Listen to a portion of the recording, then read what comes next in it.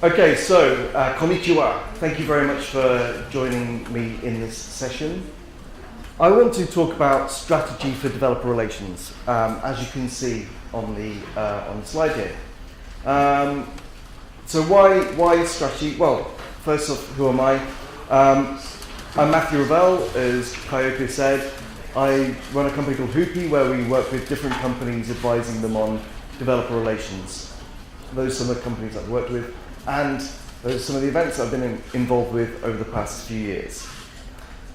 So I want to cover what I see as the 3 stages of building a developer relations strategy.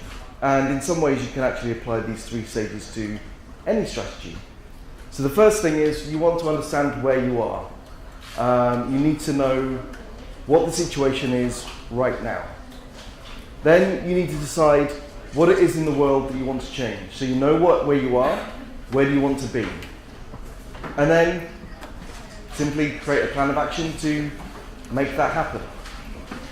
Now, because developer relations is somewhat of a niche thing in Japan right now, I wanted to very quickly cover some of what I think developer relations is about. And I know that we've had some of that covered today already, but this feeds into the activities you need to do to create a strategy. So I see it as a specialized form of marketing that's aimed at software developers. Now, that doesn't cover everything perhaps, but it's a way to think about developer relations that helps inform the type of planning and strategy that you need to come up with. If you think of it in other terms, then it's very easy to get lost and detached from some of the things that are important to measure. But unlike a lot of marketing, which is very in the moment and perhaps short term, developer relations is very long term. It's about building relationships with developers, as the name suggests. But why? What's so special about developers? Why do they need this special treatment? I mean, a lot of developers do kind of feel that they are special, and in honesty, it is an unusual form of work. You know, developers aren't just another audience. You can sell toothpaste to people who are not experts in dental hygiene. They will not understand necessarily the specifics of your formula.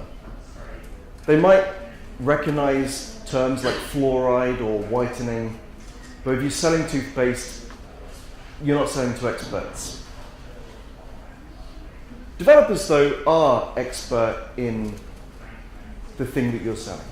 They build a career on having an understanding of some very in-depth technical subjects.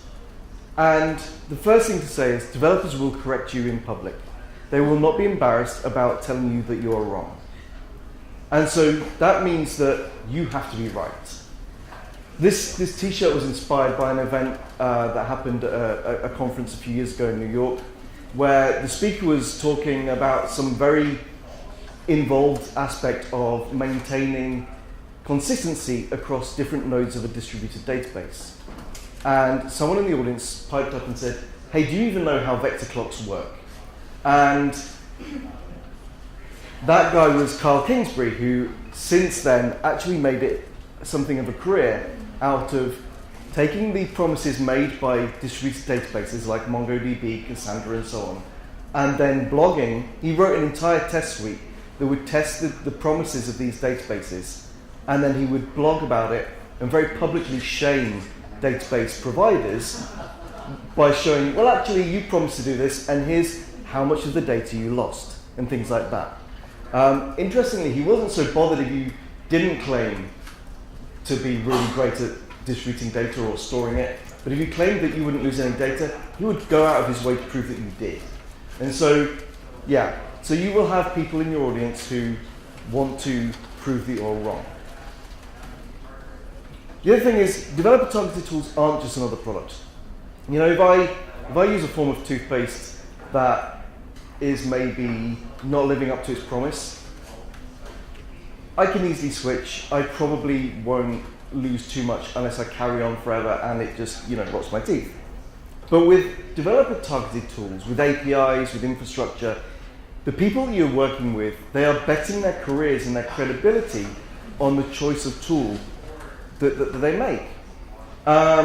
If you say to someone that your tool will do X, Y, and Z, and they believe you and they test it and it seems to, but then in production it goes ahead and it fails massively and they lose their job, then the stakes are higher. So people really need to be able to trust that what you're saying is true. And the other thing is, maybe the audience knows more about the product than you do. If you're selling something very specialized, then they can probably very easily tell when you're fudging things.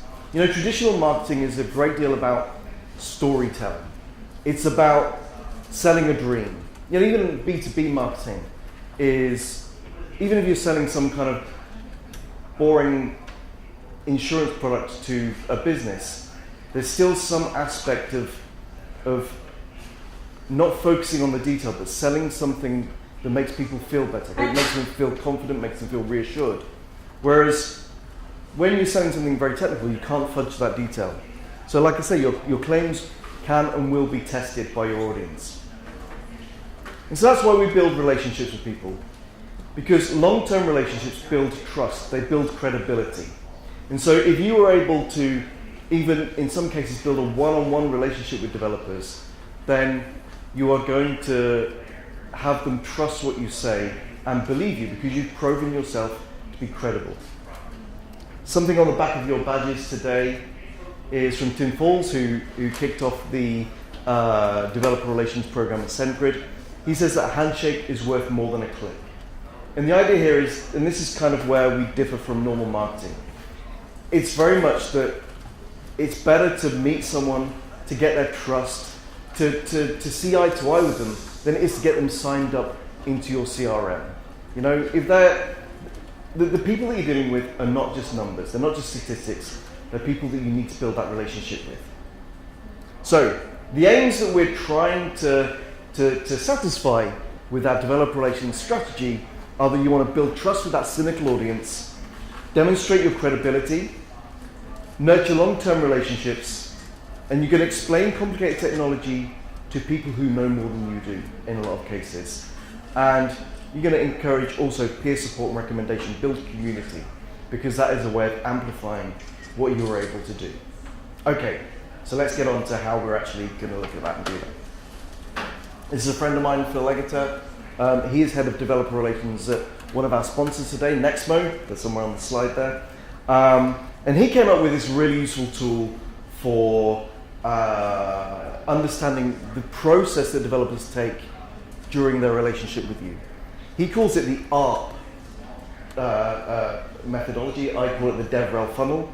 And it starts off with awareness. So very much like normal marketing, at first a developer doesn't know about your product, so you want to make them aware.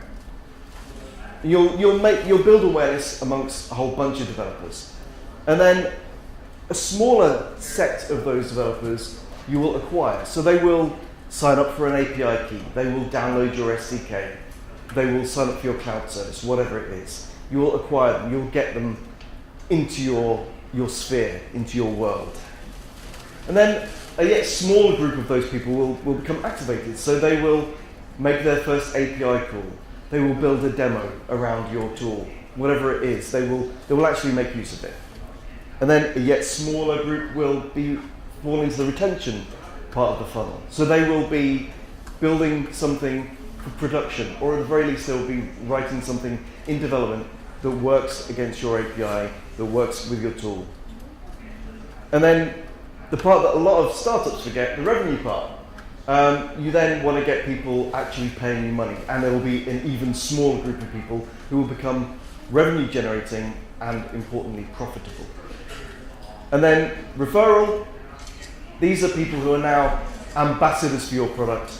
They want to get out there and teach the world about why it's so great.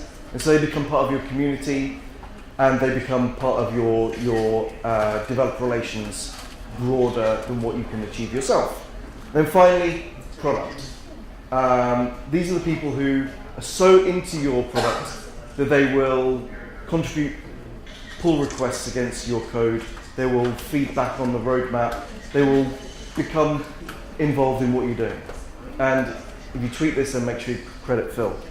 Although I did put the color scheme in, which I'm very proud of. So we want to move people through that funnel. We want to get them, at the very least, down to revenue. And if we can, we want to get them all the way down to product. And so there are 4 broad areas of activity that I see happening. Although I may change this now after seeing John's talk, and he mentioned Scoop. But the 4 pillars to me that help us move developers through the funnel are broadly outreach, community, developer experience, and development and support. So with outreach, we're talking about meetups, about creating something online, blogs or other resources that bring people into your sphere. With community, we're talking about creating a process that enables people to feel recognized, to feel like they're contributing to something worthwhile, and that brings them from that aware developer to someone who is contributing back to your product. So whether that's through something as involved as an MVP program, or just something where you are actively encouraging and supporting people who are on your side. Developer experience, of course, is the API and SDK design, the documentation, the onboarding process, all of that. And then development support is a lot of what John was talking about, where you provide excellent support to people, you provide them with a level of interaction that gets them over those humps that all these other parts of the process haven't been able to do. Okay, so how do we make sense of these 4 things and of that funnel? Like I said, the first step is understanding where you are. So I don't normally quote ancient philosophers, but this is really useful. Basically, the idea here is that if you plan well, then you've already won the battle. A lot of developer relations is done off the cuff. It's done without planning. It's done without thinking about strategy. And that's kind of okay, but really we need to understand where we are before we can plan where to go.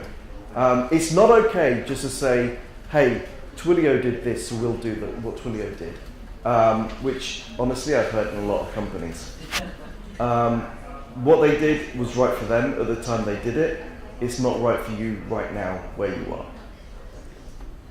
Okay, so we're going to do, if you're familiar with marketing, you'll be familiar with situational analysis. I think it works slightly differently for DevRel than for traditional marketing. So what we're going to do is we're going to look at your product, your competition, the company that you work for or that is behind the product. It might be an organization like Mozilla that isn't necessarily entirely commercially focused, but I'm going to call it a company. And then the climate within which you are operating. So we need to ask the right questions to understand how each of these contributes to our situation right now. The first one is about the product. How does this product change the world?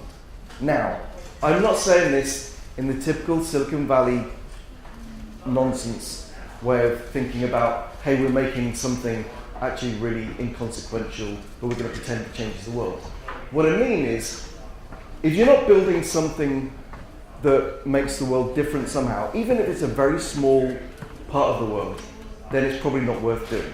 If you're not changing the world in some way, and I'm not saying making the world a better place or anything like that, it's just, there's got to be something that you're doing that changes some small part of the world. If you're not doing that, then you need to think again. So looking at Stripe, it was really just, let's make payments easy and trustworthy for developers. Then let's think about what is good about the tech. So if you're looking at MongoDB, now there are things you might not like about MongoDB, but one of the good things is that it lets you deal in native JSON without the impedance mismatch that a relational database might have with JSON. And what do we need to be honest about with that product? I don't know if you came across this in Japan, but there was a product that was kind of seen as an example of Silicon Valley XS, the Juicero, which was a really expensive juicer, which actually just squeezed out a bag of pre-juiced stuff. So, you have the power to squeeze yourself. You don't need to buy this $500 device. But, you need to be honest up front about what's wrong with your product, because I bet you everyone else in the world will be if you don't address it immediately. Those developers will come and find that thing that you haven't quite been upfront about. And then what are the core use cases of your product? What are people going to be using it for? So once you understand those things, you're in a position then to know the good, the bad, and the ugly about your product, and to start thinking about what its role in the world is. And then the competition. Similarly, we need to do the same thing for the competition. We need to think about each of the competitors in our marketplace and say, what are they good at, what are they bad at, and how will people use it? What are the core use cases for those products? And then your company. Your company obviously has a very big influence. Your product doesn't exist in a vacuum. So what is your company's role in the market? How your company interacts with the other competitors is going to influence how people see you. And I think there are broadly 4 roles that a tech company takes in a particular market. So there's the obvious market leader. So if you're selling cloud services, then AWS is the market leader, right? If you're selling compute time, things like that. Then there's the challenger. So maybe at the moment that's Microsoft Azure. This is the company that's up and coming, could take the number 2 place, maybe even take the number 1 place. But they're a company who is probably doing things that challenges the market leader, does more interesting things in some ways, but they're not quite at the top yet. Then there's the niche player. So they're a company who are ploughing their own furrow, they're doing their own thing, they're quite happily bobbing along. So in the cloud services, you might think of someone like Joyent, who are doing something slightly different to the main leaders. They're probably not ever going to threaten AWS, but they're carving out a small business for themselves in a particular area. And then there's the fun one, the shooting star. This is the company that's got far too much venture money, is spending it like crazy. They're not going to survive probably till the end of the year unless they get another funding round. But the problem is they're stealing all the oxygen because they're spending loads of money. And so you've got to fight against them. So you need to work out, are you one of these? And if you are, then how does that affect how you will interact with people? And if you're not one of these, then what is your role in the market? If you're not, I'm sad to say that probably in many developer tool markets, then if you're not going to be one of the top 2, or maybe a niche player, then you're probably perhaps not going to do too well, because there aren't always room for more than three options within a particular sphere. And then within your company, how does the people and the culture influence how people see you? So this image of Bill Gates and Steve Jobs, very clearly those are 2 people who had a massive influence on the companies that they led, and in very different ways. So are there people in your company who are going to influence how developers see you and see your products? And then more broadly, your culture at your company, is that something that will have an influence again on how you'll approach developers? And then the legacy. There will be good things and there will be bad things, unless you're very brand new. There will be things in your history that you either have to live with, like Windows ME, or that you can be proud of, that will contribute to how people see you. So you might need to see off some of this. You might need to write a blog post about how, yes, well, our bad thing that happened, it happened, we own it, we acknowledge it wasn't good. But be upfront about your legacy, acknowledge, I used to work for a company called Couchbase, who came out of the CouchDB community.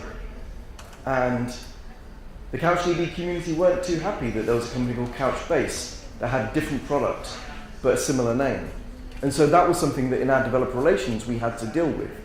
And so there will be things in your legacy, in your history, that influence how you approach developers.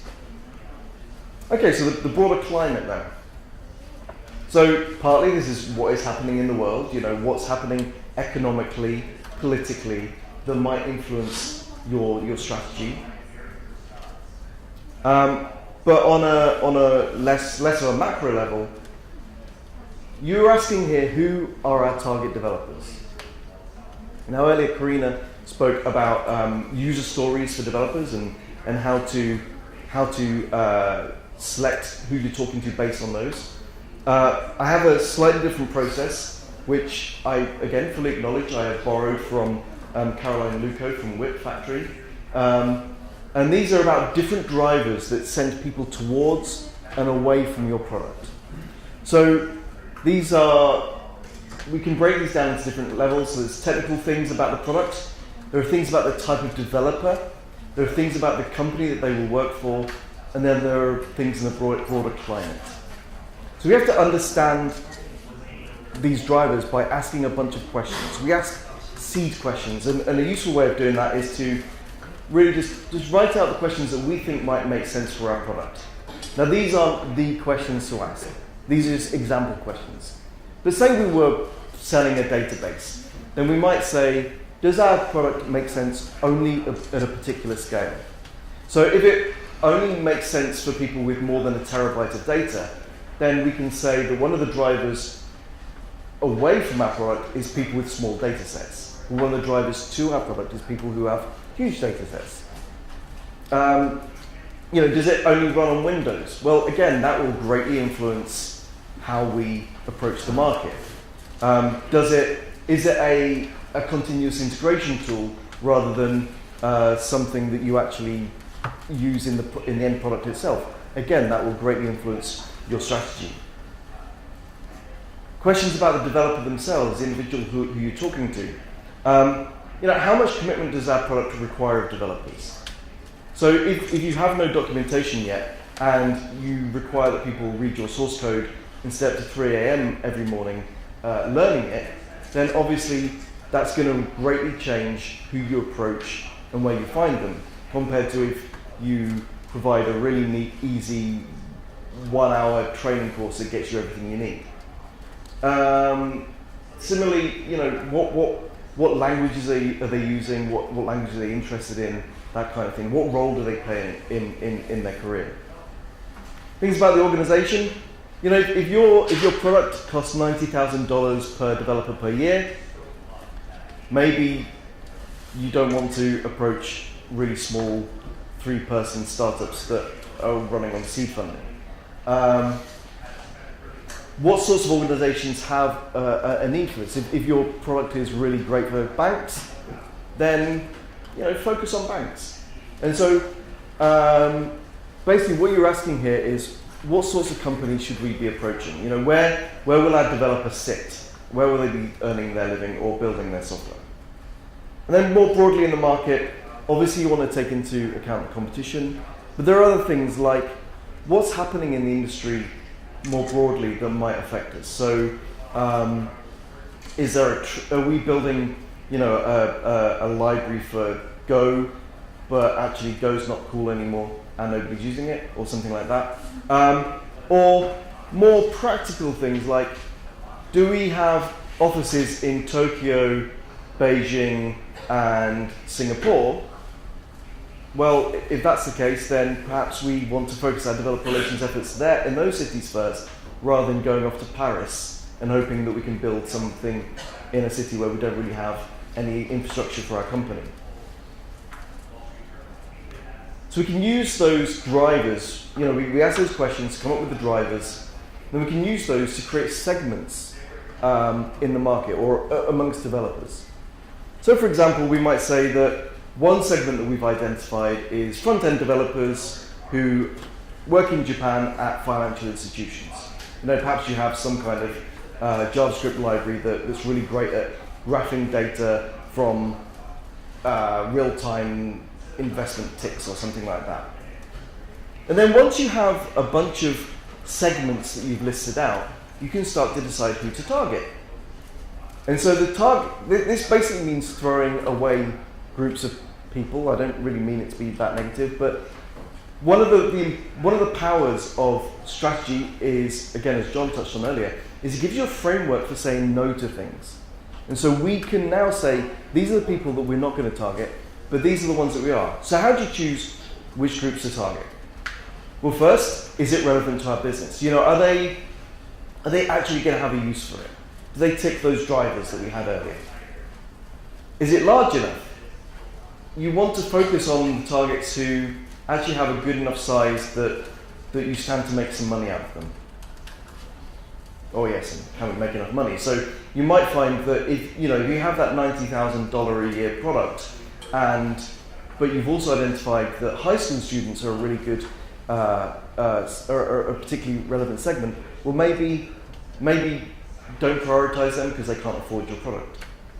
And you have the means to reach them. That again is if you're based in Tokyo and one of the groups that you've identified are in, I don't know, Minnesota in the United States, then maybe at this stage you don't have the means to reach them because you don't have that reach over there. Okay, so that's kind of that section. So what do we want to change? You might have heard of this company. You might have seen that they've had something of a change over the past few years. Depending on how old you are, if you're as old as me, then you will know that they used to have a pretty bad reputation. These are some examples. I won't go into all of them because I don't want to drag up bad blood, but this one is obviously the worst.